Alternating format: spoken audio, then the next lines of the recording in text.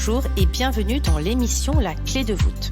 Je suis Audrey Carsalade, coach, autrice et femme médecine. J'aide les entrepreneurs du nouveau monde à développer leur business les pieds dans la terre et la tête connectée aux étoiles. Un lundi sur deux, seul ou accompagné d'un invité, nous parcourons des chemins de vie puissants et singuliers, des réflexions vers une nouvelle vision du mot entreprendre en participant à l'éveil des consciences. La clé de voûte, le trait d'union entre le monde visible et invisible de l'entrepreneur conscient de ses actions et à l'écoute de son intuition.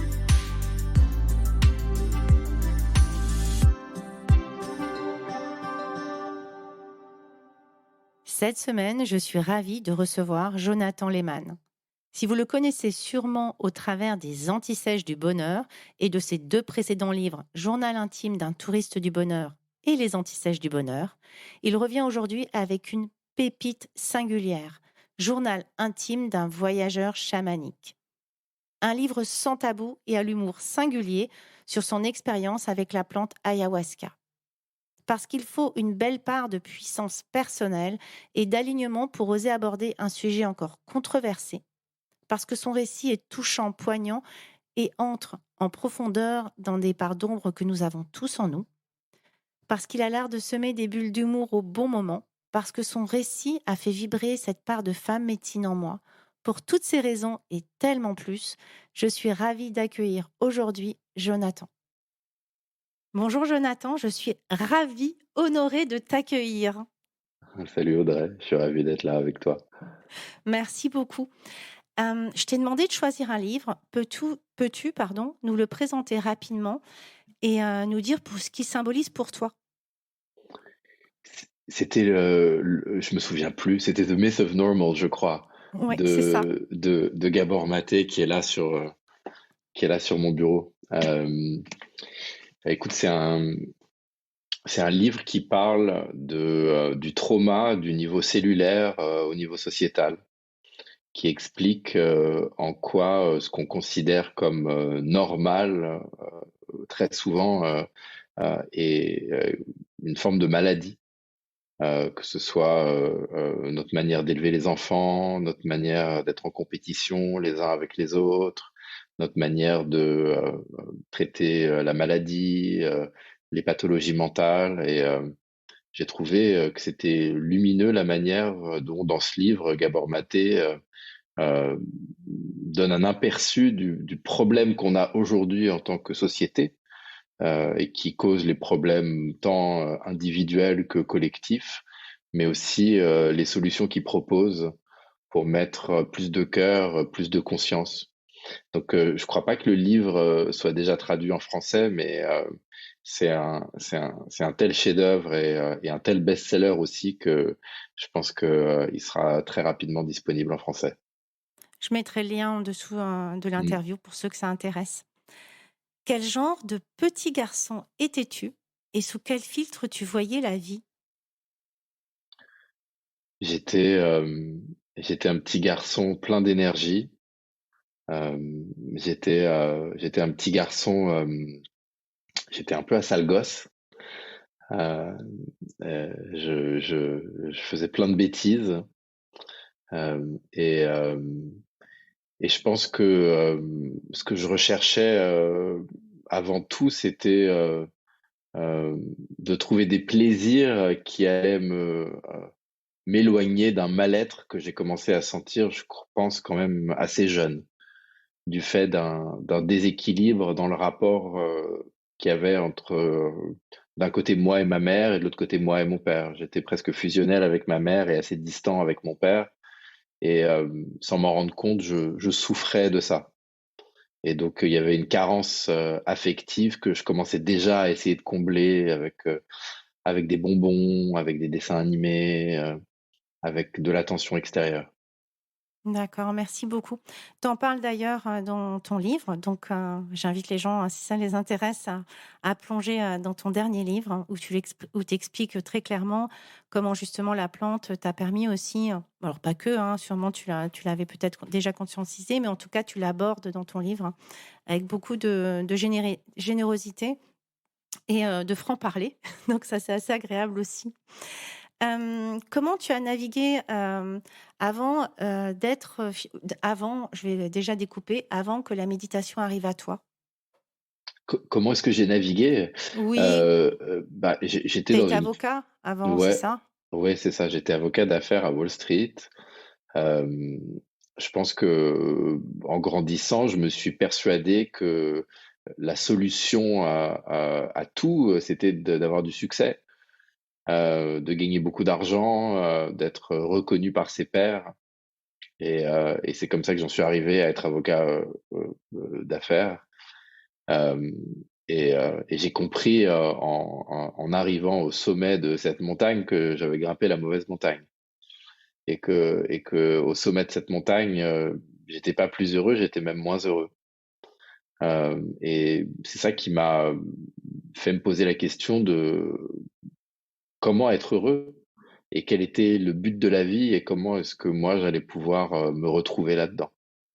Je trouve ça très intéressant parce qu'effectivement, on a tellement je pense qu'il y a beaucoup de personnes qui vont se reconnaître. On a tellement de schémas sociétal sur qu'est-ce que c'est la réussite et la définition du bonheur dans, on va dire, comment dire, dans une société un peu matérialiste et faite de codes, que quand on atteint, moi aussi, hein, j'ai atteint cette forme de réussite où j'avais coché toutes les cases et que finalement, on se rend compte qu'on n'est pas forcément heureux. Parfois même, on tombe malade et et c'est cette introspection qui arrive derrière, un petit peu comme une deuxième vie qui s'ouvre à nous avec finalement, du coup, c'est quoi ma définition à moi du bonheur? Mmh, Qu'est-ce que j'ai envie de faire de tout ça?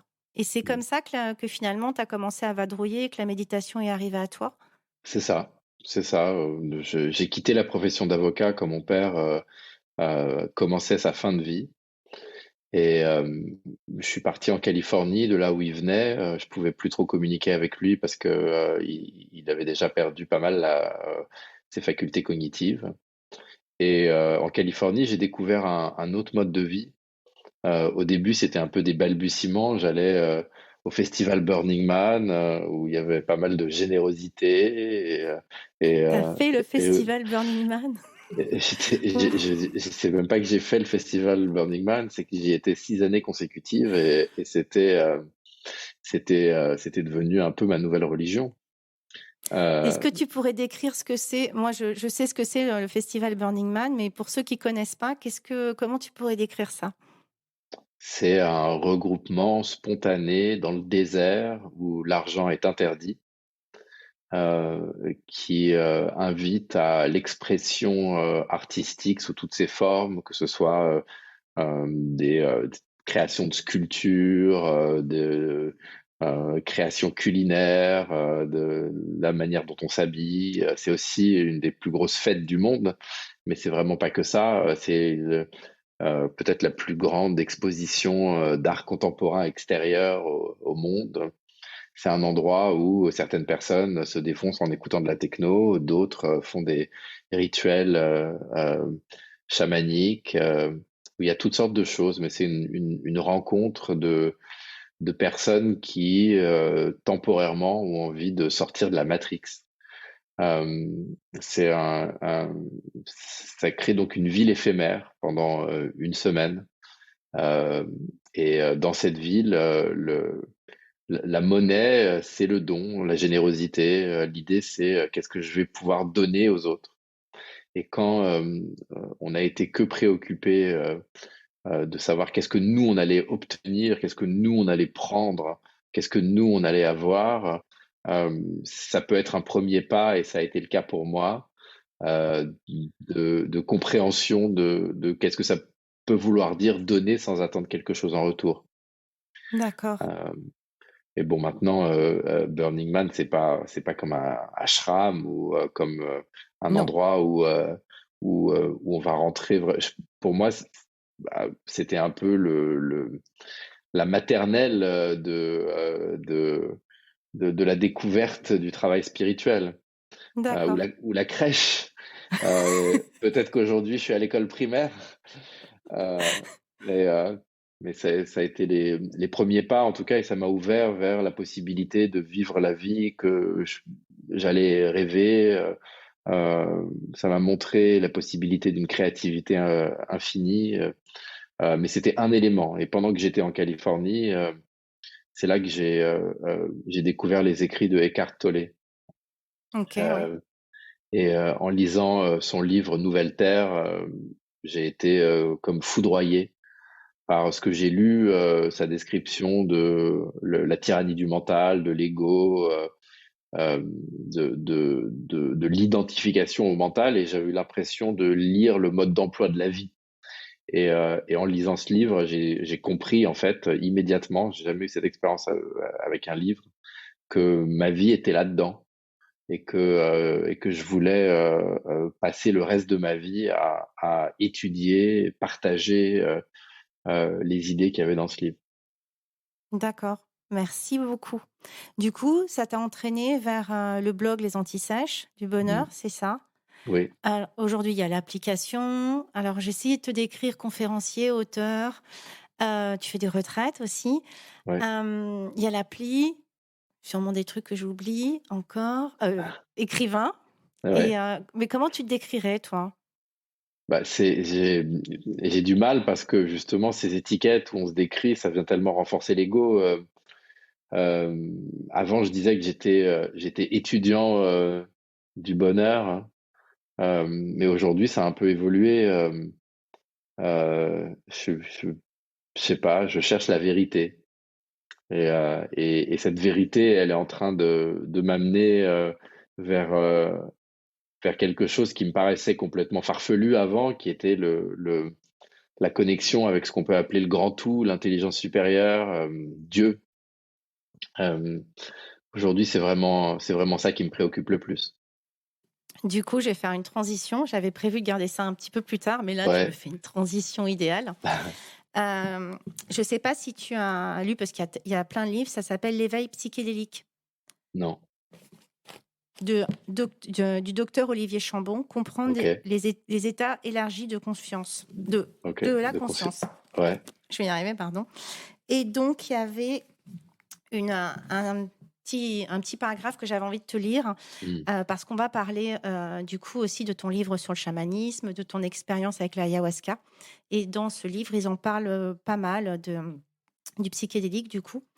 Alors, j'y vais, si je retrouve exactement l'endroit. Moins nous sommes éveillés et plus nous sommes en état d'hypnose, de rêve, voire de cauchemar. Les psychédéliques ne provoquent pas en fait d'hallucinations, ils nous en libèrent. L'un de nos problèmes aujourd'hui, lié à notre culture matérialiste, est que nous essayons de comprendre et d'expliquer la conscience à partir de notre conscience ordinaire réduite. C'est un peu comme si on demandait à une fourmi de nous expliquer ce qu'est la Terre. Elle pourra au mieux que nous parler de son environnement proche. Tout est une question de recul. Les psychédéliques nous offrent ce recul. Ils nous donnent accès à la vision élargie de l'aigle et nous amènent parfois à la sensation de fusion au grand tout que les grands mystiques de tout temps ont décrite. Hmm. Hmm. Je sais pas toi, mais moi, par moments, j'ai énormément de mal lorsque à décrire un petit peu justement cette conscience, ce grand tout. Hmm. Est-ce que tu aurais, toi, qu'est-ce que tu pourrais en dire de tout ça? C'est pas facile, hein? Ouais, c'est vaste sujet. C'est c'est la question de qui est-ce qu'on est. Mhm. Et la réponse qu'on donne quand on pose la question qui sommes-nous et que on n'a pas encore, on n'est pas encore rentré dans ce travail, dans cette compréhension. Si on va dire je suis cette profession, je vais parler de mes goûts, je vais parler de mes relations, je vais parler de mes origines, peut-être je vais parler de mon pays, des choses que dans le non-dualisme on appelle des objets. Euh, et ce que nous disent justement ces enseignements ancestraux, c'est que ce qu'on est, c'est pas toutes ces choses.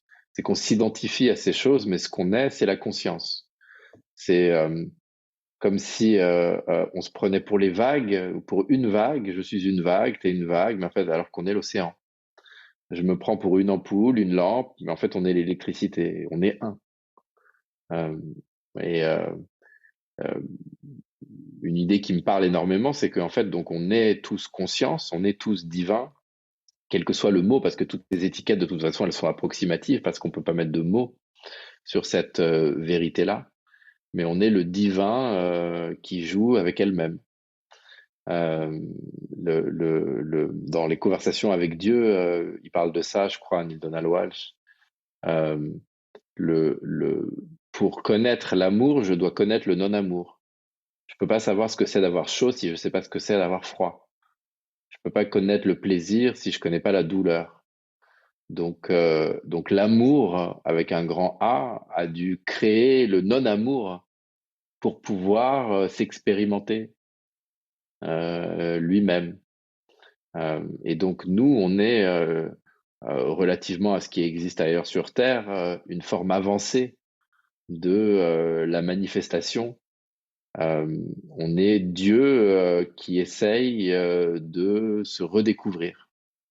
Et Ça me fait, ouais, pardon, ça me fait penser ces conversations avec Dieu que tu es une en train de conversation. décrire. Non, c'est Oui, pas oui, c'est ça? ça. Si, C'est si, ça, si, hein? si, c'est Ouais. ça. De Ouais, ouais. Conversation avec Dieu de Neil Donald Walsh. Oui, pardon. Ouais. Et, euh, et donc l'incarnation serait une manière pour Dieu de s'expérimenter elle-même. Euh, donc la souffrance est nécessaire parce que c'est elle qui nous permet d'aller vers la conscience. Euh, c'est cette dualité en fait euh, qui est la grande illusion dont qu'évoque Chambon. Mais cette grande illusion, c'est le jeu en fait. La vie est un grand jeu. En tout cas, enfin, j'ai aucune certitude de ce que j'avance. Je te partage seulement un ressenti. Mais la vie est un grand jeu. Euh, le jeu est composé de plein de tableaux comme un jeu vidéo. Et à chaque tableau, et ça peut se passer sur plusieurs vies. Ça se passe d'ailleurs, selon ces enseignements ancestraux, sur plusieurs vies. Je suis confronté à une difficulté dans la dualité. Et si je comprends et que j'arrive à dépasser cette difficulté, alors je vais en avoir une autre. Et progressivement, je vais redevenir de plus en plus la conscience elle-même et de moins en moins les objets de cette conscience. Merci beaucoup. Moi, j'ai aussi beaucoup aimé ce livre parce qu'il y avait aussi une forme de non-jugement dans l'expérimentation. Il y Mm. avait une forme de non-jugement dans l'effet miroir que pouvaient parfois émettre les autres. Alors, pour ceux qui ne connaissent pas l'effet miroir, c'est lorsque je viens finalement voir un défaut dans l'autre et qu'on voit aussi d'ailleurs lorsqu'on s'intéresse aux parts d'ombre, mais qui finalement est en moi-même. Sinon, comment je pourrais le reconnaître? Mm. Je crois que Mm. c'est pas mal ça comme définition, je pense. Ouais, Ouais. ouais, ouais, c'est Et ça. du coup, il y a moi j'ai parlé d'expérimentation joyeuse. J'ai fait un podcast où comment finalement, hem, heu, il arrive quelque chose, donc ça c'est un fait, et après émanent des émotions. Et longtemps, j'ai pu être rancunière, longtemps j'ai pu être, je sais pas, envieux, jaloux, triste et cetera. Et le jour où je me suis rendu compte que c'est moi qui me faisais qui perdurait en fait cette expérience parce que j'étais sans arrêt dans, dans le tu sais la bobine de: «Ah on m'a fait ci, on m'a fait ça, ou j'ai vécu ci, ou j'ai pas de chance», ou tu sais Calimero ou what else. Lorsque j'ai compris que je pouvais cesser et que finalement je lançais le caillou, mais que c'était moi qui choisissais si après autour ça continuait de tourner, alors j'ai pu, me recentrer sur l'expérimentation plus joyeuse. Oui, je me suis rendu compte d'une chose et aussi en écoutant aussi les bouddhistes, ils parlaient de voile karmique, ils parlaient de plein de choses et au début c'était, assez surfait pour moi. Enfin en tout cas, j'avais du mal à rentrer dedans. Je comprenais d'un point de vue, intellectuel parce que j'ai un intellectuel qui fonctionne bien, mais j'arrivais pas à le vivre, à l'expérimenter. Et le jour où je me suis rendu compte que finalement c'est moi Mm. qui maintenais la souffrance, Hem, alors j'ai pu, m'intéresser du coup, à Joe Dispenza, à tous ces trucs de chant quantique où finalement j'ai aussi la possibilité d'émettre une autre, émotion. Donc même dans toute expérimentation, effectivement, on peut être challengé, hein, c'est aussi l'histoire de cette vie. On a aussi quand même un point de choisir comment on fait durer ou non la souffrance que finalement on s'auto-inflige. Je sais pas si ça te parle? Mm. Si, si, si, bien sûr. De toute façon, on se crée tous nos propres cauchemars, nos propres enfers. C'est l'identification à ce que les non-dualistes appellent le moi psychologique. Euh, j'ai des pensées, mais je pense que je crée mes pensées, que je suis mes pensées. Mais qu'est-ce qui nous dit que la pensée n'est pas un phénomène naturel comme la pluie, comme les marées? C'est pas parce que j'ai l'impression que ça se passe à l'intérieur de ma tête que j'ai un contrôle particulier. Et est-ce que je suis capable de faire un pas en arrière et d'observer ce qui se passe? Le, le, L'auteur Rupert Spira emploie beaucoup la métaphore de l'écran de cinéma. Et il dit, en fait, il y a des films qui se jouent, mais on est l'écran. Et toute la souffrance, elle est dans le film. Mais la souffrance dans le film, il affecte jamais l'écran. L'écran, il reste ce qu'il est, il change pas. Et ce qu'on est véritablement, le divin, la conscience, c'est cet écran sur lequel est projeté, on a chacun un écran sur lequel sont projetés des millions de films. Et c'est bien pourquoi pas, observer le film, rentrer dedans, mais sans oublier qu'on est l'écran. Et sans oublier qu'on sera, ce qu'on est véritablement ne sera pas affecté par le film. Maintenant, je suis pas un être éveillé et je peux pas dire être arrivé à une compréhension totale de ce que je suis en train de partager. C'est un enseignement que je suis en train d'essayer de mettre en application. Quand je vois que le film s'emballe et que j'ai l'impression d'être le film, si par exemple ma compagne et moi, on n'a pas beaucoup dormi et qu'on commence à être un petit peu en colère l'un contre l'autre, j'essaye, si je me rappelle, de penser, attends, je suis l'écran, je suis pas le film, fais un pas en arrière. Euh, donc oui, et plus j'ai l'impression d'être le film, plus je vais perpétuer la souffrance. Merci beaucoup. Hem Et qu'est-ce que concrètement, la méditation apporte dans ta vie? Et quelle transformation tu as pu voir peut-être au cours des retours que tu as pu avoir sur tes applications, ton blog, les gens qui te suivent? C'est comment tu définirais Mm. ça et qu'est-ce que ça apporte finalement, peut-être par rapport à ce film ou dans la vie tout court, hein? Ouais. Ma pratique de la méditation a pas mal évolué. Au début, je méditais 10 minutes euh, pour essayer de me calmer, pour essayer d'apprendre à observer mes pensées, à me désidentifier de mon mental. Et puis ensuite, j'ai été suivre la méthode de Goenka dans les retraites Vipassana. J'ai fait 3 séjours Vipassana où j'ai vraiment appris à observer les sensations dans mon corps. Et là, il y avait des moments où je méditais jusqu'à 2 heures par jour. À essayer de comprendre quand j'ai une envie qui découle d'une addiction, d'observer la sensation physique sans y réagir. Pareil, si j'ai une colère ou si j'ai des émotions fortes. Euh, et là, il y a presque 5 mois, je suis devenu papa. Et donc, on a un petit bébé à la maison dont bah, je m'occupe énormément. Et j'ai plus la même pratique là depuis qu'il est arrivé parce que j'ai pas la possibilité en fait de m'asseoir et de méditer aussi régulièrement. Et ma méditation est devenue plus dans mon quotidien, plus revenir à être l'écran plutôt que le film, à définir la méditation plus comme une acceptation totale de ce qui est en train de se passer ici et maintenant, Tout à ce fait. qui est une forme de méditation, parce qu'il y a plein de manières de définir la méditation. Mais je pense que la méditation a complètement transformé ma vie et que il y a tellement de niveaux dans la pratique et c'est tellement difficile en fait à décrire avec des mots pour des personnes qui méditent pas. Euh, c'est un peu une image que j'aime bien, c'est décrire les bienfaits de la méditation à quelqu'un qui n'est pas médité, c'est comme décrire le goût d'un gâteau au chocolat à un extraterrestre. Euh, tu peux employer tous les mots que tu veux, il faut le goûter, le gâteau. Les mots arrivent à rien et c'est un peu la même chose avec la méditation. Mais oui, elle me permet de voir de voir le film plutôt qu'être le film.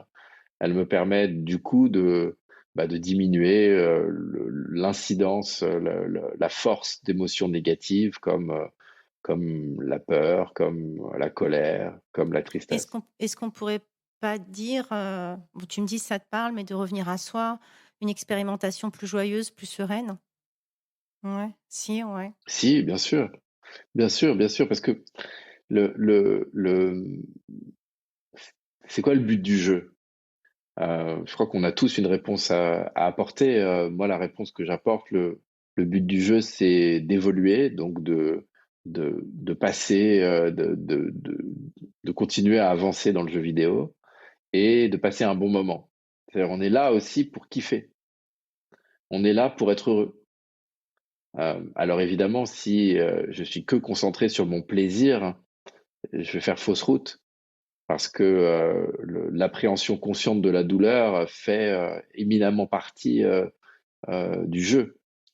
Euh, et donc si je fais tout pour ne pas la ressentir, la douleur, euh, alors je vais moins bien jouer, je crois.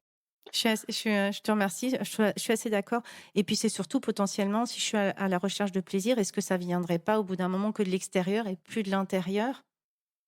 Tu vois? Hmm. Mmh. Oui, bien sûr.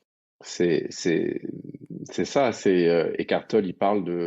Il dit the simple joy of being, la simple joie d'être. Si on m'avait parlé de ça il y a une dizaine d'années, j'aurais ri. La simple joie d'être. J'aurais dit De quoi il me parle? mais donne-moi une ligne de coke, donne-moi un verre, Mais de la musique, hein. trouve-moi, c'est ça, trouve-moi une bonne expérience sexuelle. Oui, mais en fait, effectivement, la voie méditative nous montre que on peut expérimenter un bonheur qui dépend pas d'un objet extérieur, où en fait on arrive à revenir au siège de la conscience. Et ça fait rebondir sur ce que tu as dit en premier lieu. Comment je pourrais, finalement trouver mon propre équilibre si j'ai pas testé d'abord une première extrême ou en tout cas un mode de vie pour savoir que finalement il me correspond pas et qui me rend pas heureux? Bah c'est ça, c'est ça. Moi, j'ai eu besoin d'être hyper matérialiste. J'ai eu besoin de me défoncer à toutes sortes de drogues. Besoin. Moi, jamais besoin, mais ça a été mon chemin. Et en fait, d'aller vers ça et le succès matériel et tout m'a permis de mieux prendre conscience aussi que c'était pas le bon chemin, même si en même temps c'était le chemin parfait pour moi parce que c'est ce qui m'a mené à là où je suis aujourd'hui. D'accord, merci beaucoup. Alors, tu as sorti il y a quelques mois un livre qui s'appelle, alors attends, c'est Journal intime d'un voyageur chamaniste, qui est une pépite. Je te l'ai dit hors interview mais j'adore vraiment pour des tas de raisons que je vais expliquer après. J'aurais aimé que tu nous dises comment le chamanisme est arrivé dans ta vie. Euh, Il y a 20 ans, un peu plus de 20 ans, même presque 25 ans, je faisais mes études de droit à Columbia, à New York, et j'ai fait une dépression.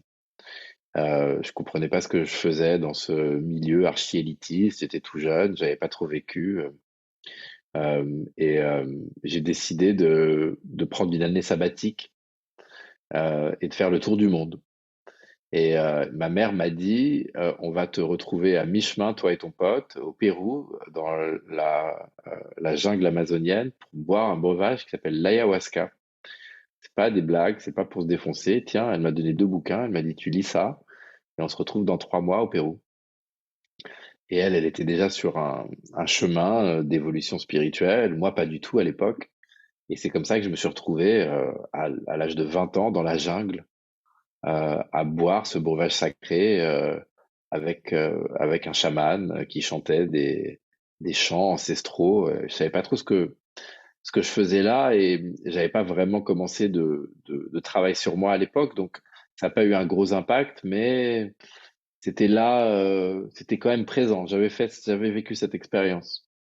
Et des années après, une quinzaine d'années après, j'ai ressenti le besoin, ayant commencé un travail sur moi, à reconnecter avec cette plante. Euh, ce que je dois dire, c'est que moi, je suis aucunement spécialiste du chamanisme en général, hein, il se trouve que la vie m'a amené sur une voie qui est le chamanisme de la forêt amazonienne. Et donc, c'est cette voie dans laquelle j'ai eu la chance de progresser. Et puis même parmi cette voie, c'est une sous-voie parce qu'il y a plein comme si on parle de la chrétienté, il y aura plein d'églises différentes. Et donc, moi, je connais vraiment qu'une seule pratique, qui est une pratique un petit peu euh, contemporaine de ce travail avec cette plante. Mais en tout cas, c'est venu d'abord par ma mère et ensuite moi ressentant qu'il y avait quelque chose. Et puis finalement, quand je me suis retrouvé à un moment clé de ma vie où j'ai vécu une rupture vraiment douloureuse, une rupture amoureuse euh, qui m'a vraiment cassé en deux. euh, et qui était une des plus grosses douleurs de ma vie. Et c'était au moment où mon père était en train de mourir. Et là, j'ai comme une petite voix qui est venue me chuchoter à l'oreille ayahuasca. Et on m'avait parlé d'un chaman brésilien que dans le livre j'appelle Eduardo.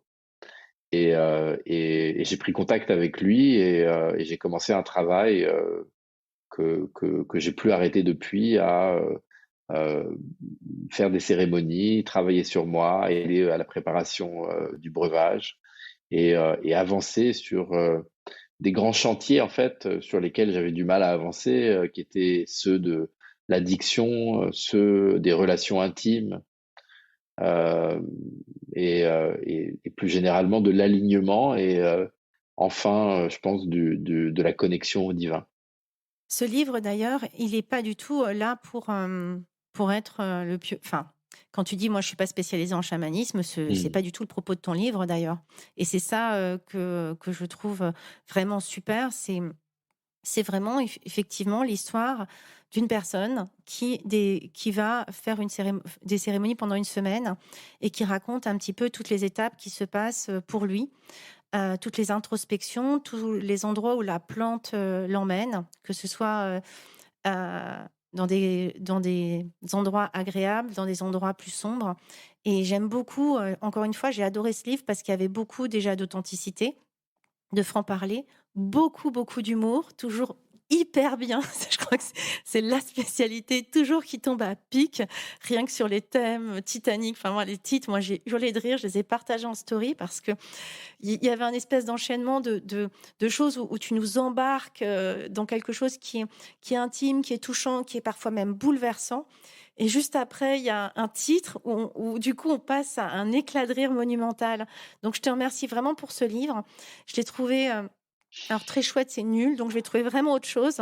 Mais je l'ai trouvé, je sais pas comment dire, j'ai trouvé intéressant pour qui? Alors, on va dire pour qui, tu vas compléter, mais toutes les personnes qui en entendent parler, comme moi, j'en ai entendu parler pendant, je sais pas, 5 6 ans sur les réseaux sociaux du chamanisme et qui ont envie d'avoir un accès à quelqu'un qui a expérimenté, qui raconte son histoire et son expérimentation du chamanisme et de la rencontre avec la plante.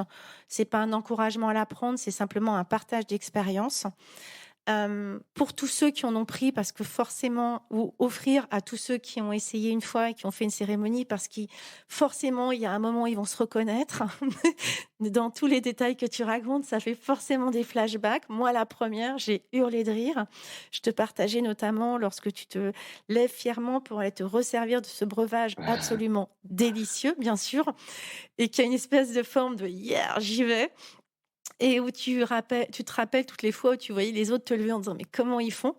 Et moi, je suis encore, je te l'ai expliqué, cette personne qui regarde les autres en disant mais comment c'est possible de se relever? Et en même temps, avec toute cette, je cherche le mot, mais cette, je vais dire honneur, mais c'est pas du tout ça. J'ai le mot anglais qui arrive vis-à-vis de la plante. Donc c'est vraiment deux choses différentes. Mais voilà, c'est vraiment un livre, moi, qui m'a touchée, que j'ai trouvé ultra facile et simple à lire. Et là, je suis en train de lire L'éveil psychédélique et je rame Mm. parce qu'il faut des pauses, de l'introspection. C'est pas le cas du tien. En même temps, il y a quand même des détails assez pointus où tu expliques les plantes, les choses comme ça pour donner un maximum d'informations. Oui, je peux pas dire autre chose que tu nous embarques dans un voyage qui est touchant, qui est hyper honnête, où on voit que Il y a déjà un gros parcours qui a été fait parce que sinon on ne pourrait pas aller à ce degré d'introspection. Ça, c'est u une évidence. Bref, merci beaucoup pour ce cadeau parce que vraiment Waouh! c'était un super moment. Je les conseille évidemment à mes copines, de pratique. Et aussi, ça m'a fait énormément relativiser sur ma première cérémonie Mmh. où j'avais l'impression que j'avais vécu, vraiment genre, tu sais, la crosse là, c'est fait Mmh. et où je me suis dit qu'au final, bon, il y avait tellement quelque chose de merveilleux qui en était sorti que finalement, c'était pas si pire, quoi. Mmh. Donc merci à toi. Waouh, ça me touche vraiment, Ouais. beaucoup ce que tu dis sur ce livre, Audrey. Je suis ravi que qu'il t'ait parlé et c'est vrai que c'est pas un livre, hem, c'est pas un livre pour tout le monde, et je crois que, peut-être mes lectrices et mes lecteurs, si je peux dire ça, ont été un peu surpris parce que mes 2 premiers livres étaient vraiment, très grand public. C'était, en gros, expliquer la méditation, la voie spirituelle à des personnes qui commençaient tout juste ou qui avaient pas commencé. Et là, je l'ai vu un petit peu comme plutôt niveau 2, de dire, si tu as commencé un travail sur toi, si tu es capable, d'envisager ton ombre, tu es capable de te regarder et de regarder les choses peut-être un peu plus difficiles, mais qui vont te permettre de vraiment progresser, et d'avoir un esprit ouvert aussi par rapport à des pratiques, que certaines personnes pourraient voir comme sauvages, alors que, heu, pour moi, c'est des pratiques qui sont avancées et des pratiques vraiment, alors ce livre, oui, il est pour toi. Et c'est marrant, c'est clairement pas un livre dont le but est, d'inciter à boire de l'ayahuasca. Tu en fait, Heu, même ce que je me suis dit. Je me suis dit: «J'espère que les gens ont déjà essayé avant parce que sinon, est-ce qu'ils vont vraiment y aller?» Mais c'est pas grave. ouais, tu sais, c'est marrant, je pense que 80 sur les retours que j'ai eus, je dirais que 80 des personnes qui l'ont lu ont dit: «C'est pas pour moi». Parce que pour expliquer aux personnes qui nous écoutent ce que je raconte dans le livre le travail que c'est. Je veux dire, tu t'assieds, tu bois ce breuvage sacré et puis tu vas et tu sais pas où tu vas. Et parfois, tu vas, dans des endroits extraordinaires, tu as l'impression de faire un avec le divin, tu vis l'extase, tu vis, le plein amour, mais parfois, tu vas dans la noirceur de la terre, tu vas dans les choses les plus sombres, qui existent, que ce soit en toi ou dans le monde, et ça peut être, extrêmement difficile, et c'est pas un travail qui est pour tout le monde, heu, parce que c'est rock'n'roll. Et il faut vouloir, et c'est même pas qu'une question de savoir est-ce que tu as envie de travailler sur toi ou pas, parce qu'il y a des personnes qui ont une sincère envie de travailler, sur elles, mais c'est pas leur chemin, c'est pas leur voie. Et c'est ça qui est formidable avec le travail spirituel et le travail de se remémorer de qui on est vraiment, c'est qu'il y a plein de voies différentes. C'est comme, si tu danses, tu peux danser la valse, tu peux danser le rock, tu peux faire du hip-hop. Il y a plein de danses différentes et tu peux t'éclater en danse sans jamais aller, toucher un autre style. Et donc là, je veux dire, c'est pas un hasard que ça vienne d'Amazonie. Il y a quelque chose il y a une puissance dans cette forêt. Euh, il y a, euh, il y a une magie, mais il y a aussi un danger. Il y a quelque chose de vraiment, qui peut être très agité et ça se retrouve dans ce travail-là. Euh, donc, euh, donc ouais, c'est un peu c'est un grand 8. Et ouais, faut vouloir le faire, ce grand 8. Je je je pense que ça peut alors en plus dans le chamanisme, tout le monde on n'est pas obligé de faire des cérémonies, il y a plein de choses qui existent. Moi, j'ai créé des cercles, là, c'est le deuxième que je vais lancer. Bon, je sais pas combien on en sera quand l'enregistrement sortira et on peut voyager, aller à la rencontre de ces parts d'ombre, on peut aller dans le monde d'en bas, on peut aller dans le monde d'en haut, on peut partir en transe grâce au tambour ou au chant, sans forcément et entrer déjà dans des états modifiés de conscience, sans forcément aller prendre des plantes. Donc il y a plein de choses, Mmh. il y a tout un éventail qui existe de connexions et, et encore une fois, sans forcément aller dans les plantes. Et puis il y a des plantes comme l'ayahuasca qui est hallucinogène aussi, il me semble. Et il y a après le peyote et, ça y est, ça m'échappe. Et le Wachuma, qui eux ne sont pas hallucinogènes. Donc ça nous coupe. Et c'est très bien dit aussi dans le livre. Je vais prendre juste cette phrase parce que peut-être qu'elle expliquera mieux que moi.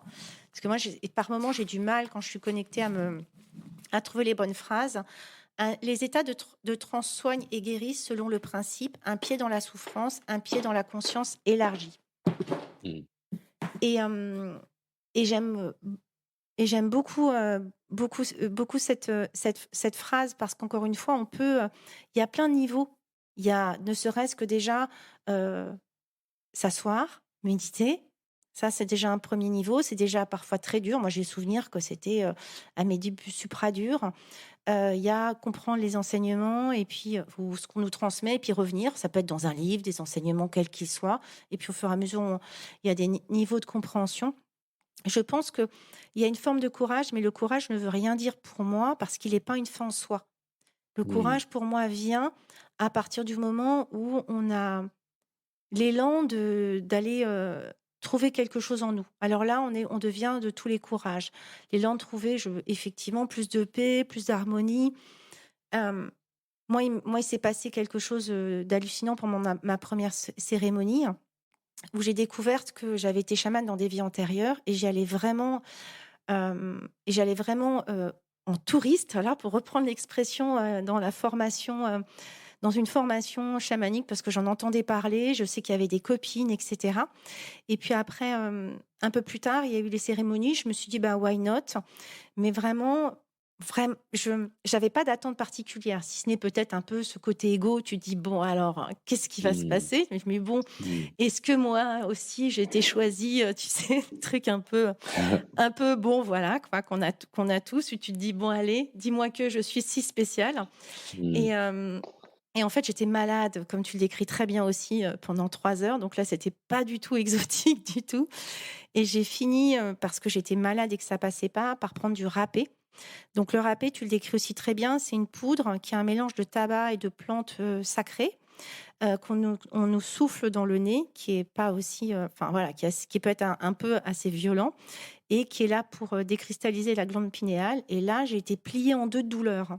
Mmh. Mais pas de enfin, c'était une forme de douleur physique, mais en fait, c'est un peu comme si, tu étais assis et que tout d'un coup, tu voyais, ton enfant se faire écarteler. Enfin, tu vois, cette espèce de Mmh. douleur viscérale et je me suis dit: «Mais Waouh. qu'est-ce qui se passe?» J'étais pliée en 2, pliée en 2 et je me suis dit, je comprenais pas et tout d'un coup, j'ai commencé à avoir des flashs où j'ai vu, où j'ai fini par comprendre. J'ai entendu amérindienne, j'ai compris, hem, que j'avais été chamane, mais tu vois, c'était des espèces de flashs qui arrivaient comme ça et je me disais: «Mais qu'est-ce qui se passe, quoi?» Donc je me suis dit: «Il y a une Mmh. une chamane qui est dans mon canal». Enfin, tu vois, j'essayais vraiment de comprendre ce qui se passait et j'ai fini par comprendre que c'était moi et bien entendu, aujourd'hui, j'ai une autre lecture de ce qui s'est passé entre les cow-boys et les Indiens parce qu'elle, elle était pleine de rancune. Je dis «elle» parce que, tu vois, c'est quand même sur des 2 vies. Mmh. Elle était pleine de rancune, pleine d'amertume et elle avait sacrément pas envie qu'on s'intéresse de trop près au peyote et au chamanisme parce que c'était, son reste de culture, en fait Mmh. et du coup, il y a une espèce de dialogue qui s'est créé entre, qui je suis aujourd'hui et celle que j'ai pu être et comment les connexions peuvent se faire. Mmh. Du coup, il y a eu ce aha moment, mais finalement, ça a joué l'effet inverse sur mon ego. Mmh. C'est-à-dire que, tu vois, j'aurais aimé avoir ça et quand c'est arrivé sur moi, ça m'a déjà je suis tombée dans l'histoire émotionnellement, j'ai mis, 1 mois à en sortir parce que c'était quand même costaud Mmh. et puis derrière, il y avait, tout ce truc de: «Qu'est-ce que je fais de tout ça?» Et pour le coup, c'est pour ça que j'ai mis vachement de temps à lancer des choses, de: «Qu'est-ce que je fais de tout ça?» et et cette forme d'empuissancement que tu manies à la perfection parce que sortir un livre comme ça, moi je maintiens qu'il faut avoir un alignement, un empuissancement parce que derrière, bah, il faut aller le défendre avec des gens qui, tu vois, sont pas forcément connectés. Et moi, de C'est lancer mon cercle ou de parler de chamanisme sur les réseaux sociaux, tu vois, ça m'a demandé un truc mmh, de se poser et de se dire: «OK, j'ai une petite fille, elle est quand même vachement connectée à la 3D. J'ai des amis, donc évidemment, ça fait table rase sur plein de choses au fur et à mesure où tu grimpes et c'est OK. Mais comment, moi, ça m'a demandé plus d'un an pour vraiment revenir à moi, accepter, me connecter. Je suis encore sur le chemin, de: «Mais qu'est-ce que tu te racontes? Pour qui tu te prends?» Enfin, tu vois, ça a été mmh, vraiment des phases ultra compliquées que je commence à trouver la paix parce que j'ai plein de choses qui arrivent vite. Cet été, les mmh. oiseaux sont mis à me parler, tu vois? Enfin, et je raconte ça et Waouh! moi maintenant ça devient naturel et je Mmh. raconte ça à un pote ce week-end. Je lui dis: «Voilà, je fais des cercles chamaniques». Tu sais, c'est vraiment le truc, je lance comme ça. Ouais, ouais. Et il me dit: «Ah, c'est cool et tout». Je me dis: «Ah!» Et là, je dis: «Bah ouais, nin et puis du coup, je pars dans mon truc, tu sais? Et je dis: «Bah ouais, parce que les oiseaux me parlent». Et là, il explose de rire et je me dis: «Ah, Audrey, tu es allée trop loin», tu vois? Donc, je ça a réveillé l'enfant intérieur en moi, comment te dire? C'est magique quand il se passe des moments sans on n'a pas besoin de parler aux animaux, il y a pas besoin de tout ça. Mais j'ai envie de pas quand je défends finalement, s'il y a besoin de le défendre, le chamanisme ou quelle que soit la forme de connexion à un grand tout, c'est qu'il y a une forme de magie intérieure. Mmh, C'est que tout d'un coup, notre ego, vient se dissoudre dans un amour universel, dans une magie universelle, qu'on a tous en nous plein de dons. Alors peut-être pas le don de voir, des personnes ou de parler aux oiseaux, mais on s'en tape en fait parce qu'on a des dons en nous qui sont de l'ordre de on utilise peut-être 2 ou 5 de l'ordre de la télépathie, de l'ordre de la notre capacité de connexion avec, nos guides, les esprits, encore une fois, peu importe comment on a envie de les appeler. Et je trouve que ça ouvre une porte à une magie spectaculaire. mmh, Est-ce que tu mmh. penses que finalement et c'est la question que j'ai envie de te poser, ça alors je sais pas si on appelle ça l'enfant intérieur, mais ça a renoué une forme de magie, en toi? Ah oui, absolument. Bon, 2 choses déjà, l'ayahuasca n'est pas hallucinogène. D'accord, moi c'est ce qu'on m'avait L'ayahuasca, dit. ouais, l'ayahuasca donne des visions Oui, pardon, OK, oui, pardon. qui Je me suis mal sont, exprimée. non, non, non, non, mais c'est OK, mais c'est important parce que je crois que il y a cette image dans l'inconscient collectif de je tripe, j'ai des hallucinations, je vois des choses qui existent pas et ce à quoi la plante nous donne accès, souvent, c'est des images, mais qui sont pas des hallucinations, qui sont de l'information. D'accord, merci beaucoup parce que moi Heu, pour le coup ouais, j'ai pas pris d'ayahuasca. ouais. Hem, tu pas pris, c'était autre chose? Oui, moi Tu c'était du Wachuma. D'accord, d'accord. Je connais pas ça, c'est quoi? C'est le San Pedro, bah, Ah pareil, c'est d'accord, ouais, ouais, ouais, c'est le ouais, San Pedro. Je sais pas c'est le oui, du coup. cactus, ouais, ouais, Voilà, exactement. d'accord, ouais et c'est pareil, non? Le San Pedro donne des visions? Tu as des visions moi, c'est vrai que j'étais restée sur le fait que l'ayahuasca, tu sais, les vieilles légendes qu'on avait entendues où les gens, ils se mettaient à Mmh, courir, comme des mmh, jaguars ouais, dans la ouais, forêt, que le chaman mettait 4 jours à les ouais. retrouver, tu vois? J'ai encore ce truc-là. J'ai encore tellement de trucs à apprendre, tu vois? C'est ça qui est génial.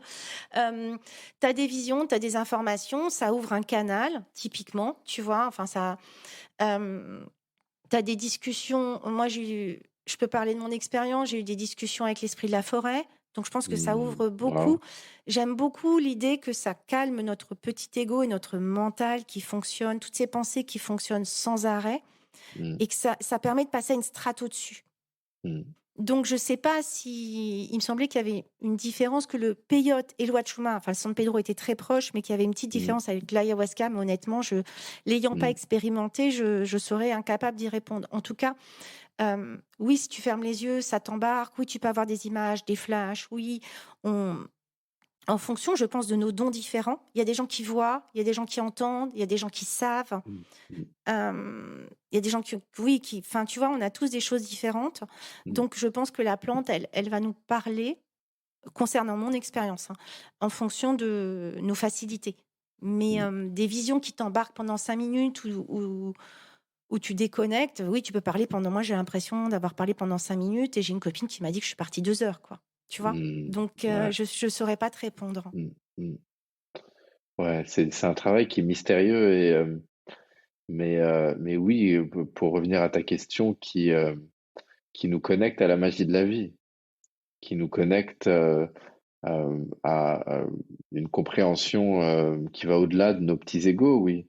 Mais pour ça, on a besoin de comprendre nos égos et en ça, tu parles de l'enfant intérieur, moi, c'est un concept qui me volait complètement, au-dessus de la tête, il y a encore quelques années et j'ai compris que, c'était une clé, essentielle, que si on comprenait pas ce que l'enfant à l'intérieur de nous avait à nous dire, on pouvait pas véritablement s'aimer.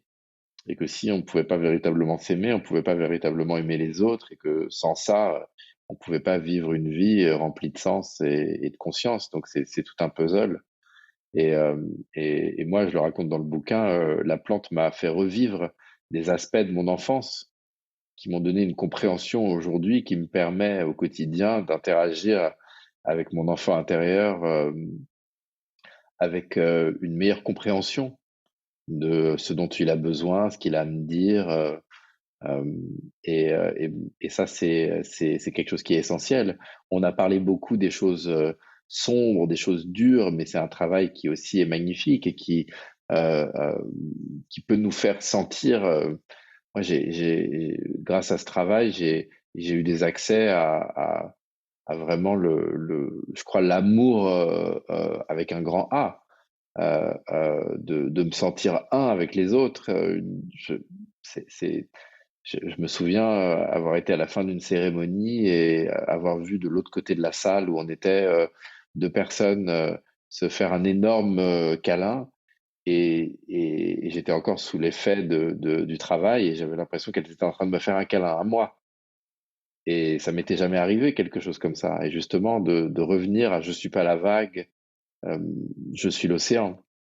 Et ça peut être donc un outil extrêmement utile pour voir son ombre, voir les choses qu'on arrive si bien à se cacher au quotidien et nous permettre d'évoluer. Mais c'est aussi évidemment un outil parmi beaucoup d'autres.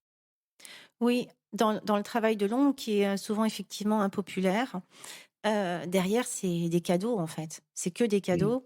C'est des cadeaux, alors parfois quand on est dans le travail, c'est pas toujours, heu, très agréable, mais il y a toujours des cadeaux. Je crois que le cadeau, c'est la liberté, la paix.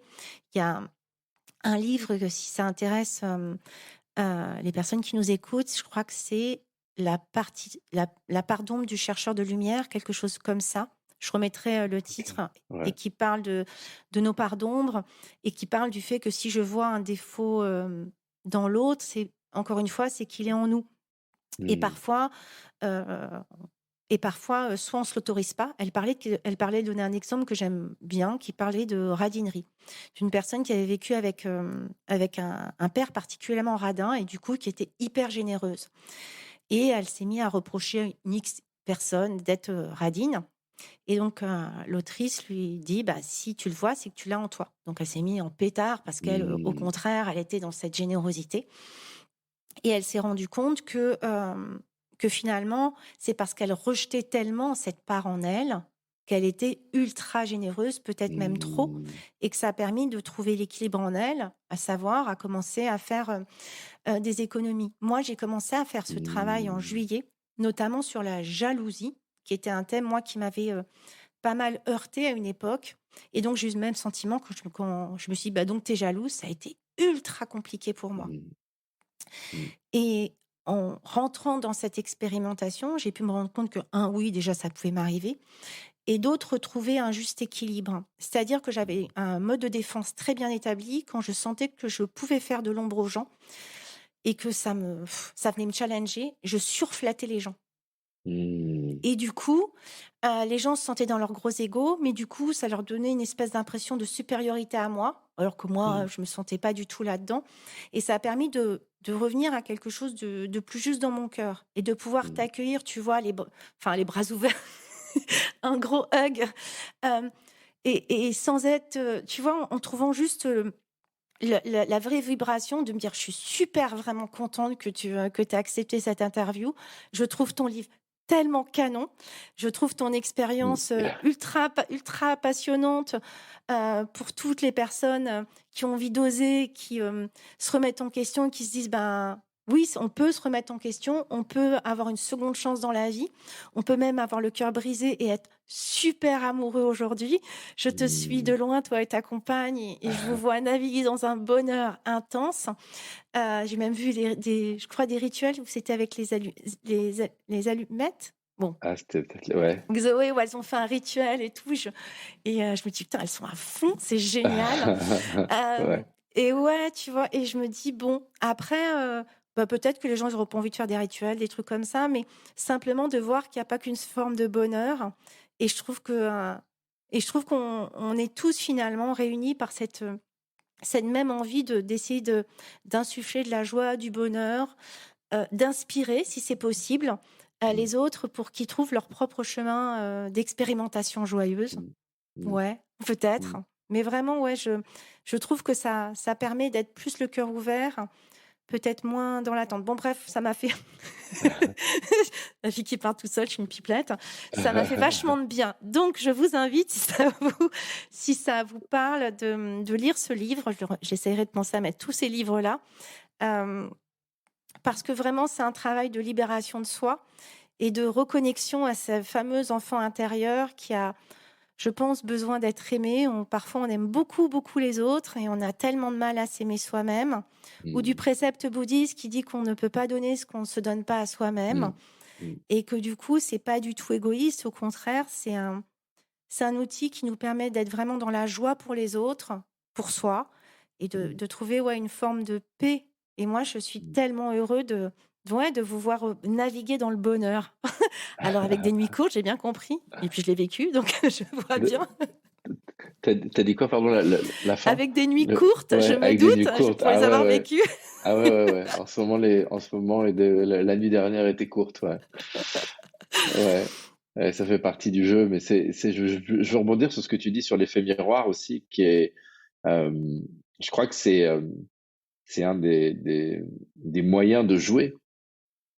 Hem, il y a beaucoup de personnes qui disent: «Mais j'arrive pas à m'aimer, je sais pas comment m'aimer» et l'effet miroir, c'est un énorme cadeau, en fait.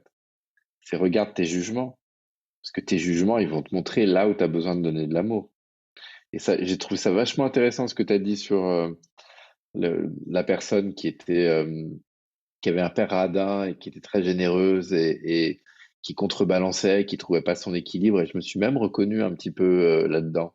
J'ai eu une fois un gros conflit avec ma compagne parce qu'elle m'avait dit que j'étais pas généreux et ben, alors que moi je me trouvais c'était sur un et en fait elle avait raison sur j'avais eu un comportement, heu et ça m'a fait prendre conscience que, tu sais, j'avais tendance à beaucoup donner, mais et sans attendre qu'on me donne en retour, mais j'attendais quand même une forme de reconnaissance, un merci ou qu'on le mentionne.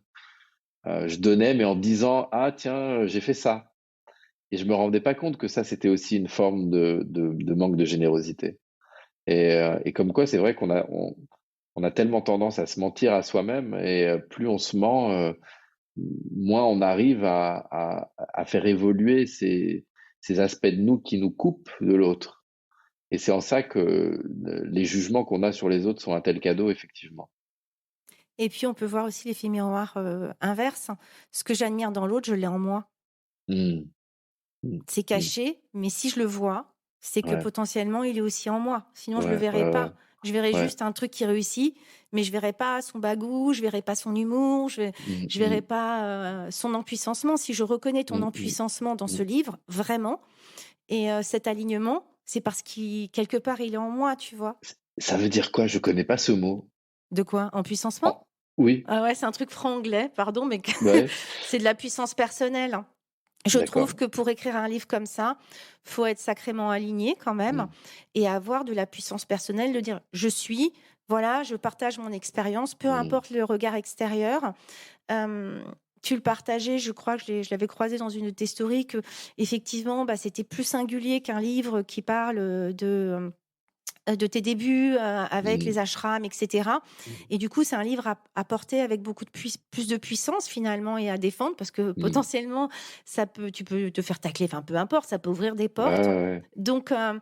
Donc du coup, oui, pour moi, c'est de la puissance personnelle et ça me renvoie à ma propre puissance personnelle aussi. Mmh. Et j'espère que ça renverra les autres sur d'abord, je prends le temps de digérer ce que j'ai, de reconnaître qui je suis et après, je Mmh. vais le porter, peu importe le jugement extérieur. Mmh. Mmh. Mmh. Merci beaucoup. Alors, on pourrait parler pendant des heures. Je vais te libérer quand même, avec tristesse, je le reconnais. J'avais envie de te laisser le mot de la fin.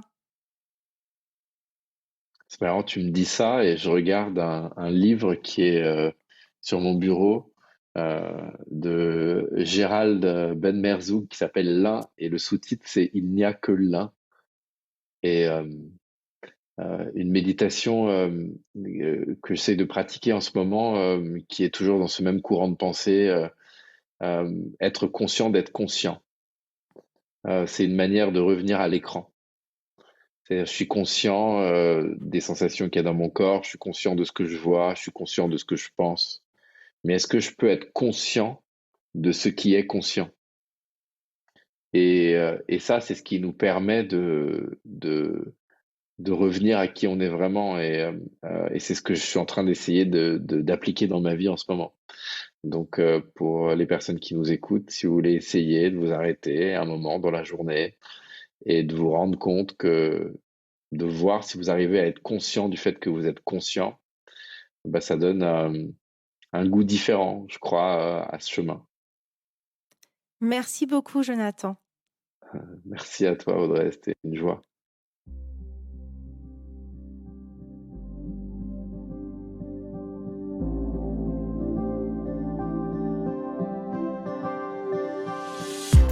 J'espère que cet épisode vous aura plu. N'hésitez pas à le partager à des personnes qui veulent elles aussi créer les pieds dans la terre et la tête connectée aux étoiles. Retrouvez l'ensemble des informations et des liens dans le descriptif de l'épisode ainsi que sur mon site audreycarsalade.com. N'hésitez pas non plus à laisser un commentaire si vous avez des suggestions, des idées ou tout simplement si vous avez aimé cet épisode. Pour cela, rien de plus simple, filez sur Apple Podcast et n'oubliez pas les petites étoiles. Retrouvez-moi aussi sur les réseaux sociaux sous le nom de Audrey Carsalade et à l'adresse contact@audreycarsalade.com. N'oubliez pas non plus de vous abonner à la clé de voûte sur votre plateforme d'écoute podcast préférée pour être informé de la sortie du prochain épisode. Bonne semaine à tous et merci de votre écoute.